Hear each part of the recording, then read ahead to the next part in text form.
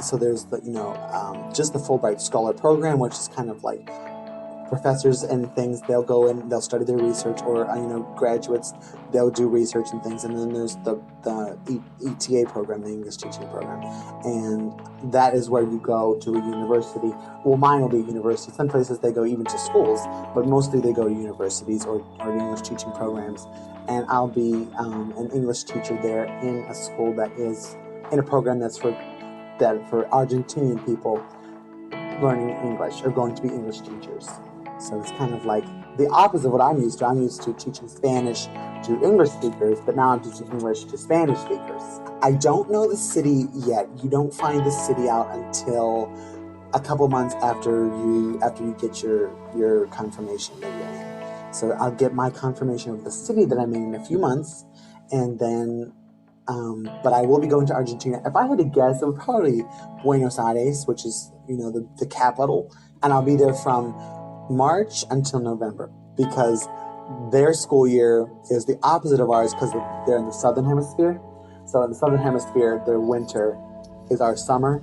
So when we're off, they're in school. So there's two parts of it. One part is that I'll be teaching 20 hours in English as an English teacher, as a professor. So I'll have professor's hours, when it'll be about 20 hours.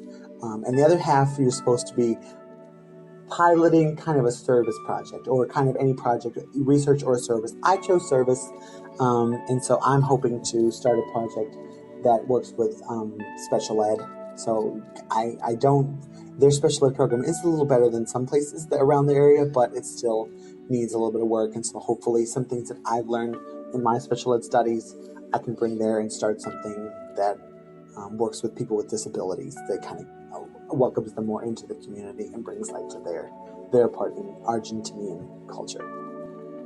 I'm looking forward to living somewhere new. Like, I've traveled some places, but, it's been for a week or so. This is, picking up and starting new. I mean, I'm in everything new. Don't know, new people and new place.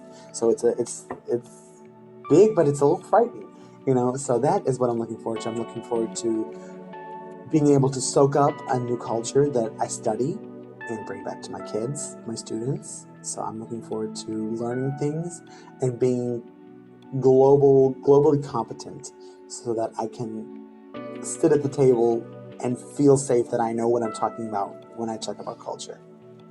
I'm really nervous about, it's kind of the average thing that you'd expect. I'm nervous about going somewhere with no one new, and that I will be hard to meet new people. Is my language going to be good enough? Is my accent going to make me, stand out? Is because not only is my accent, I think it's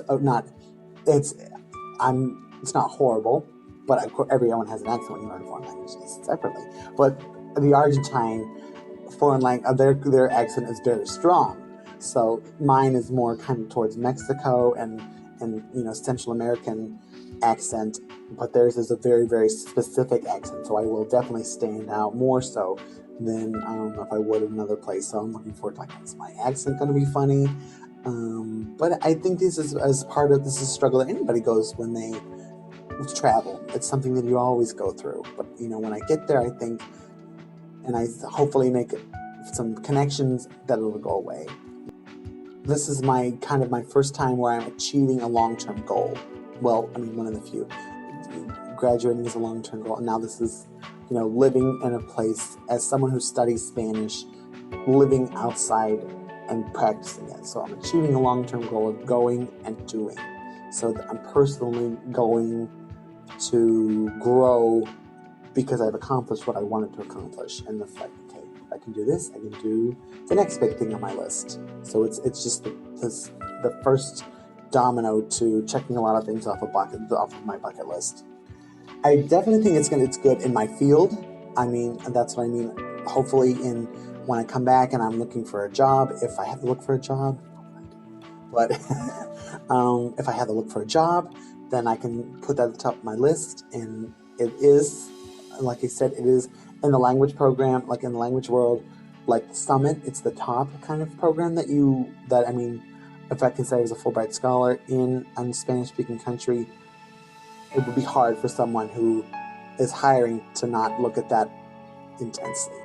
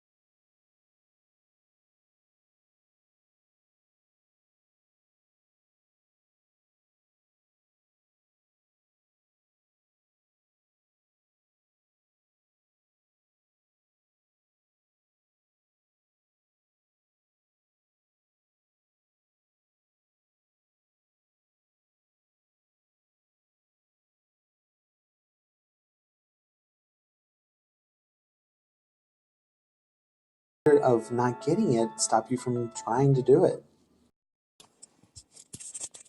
feel like I was talking to Oprah.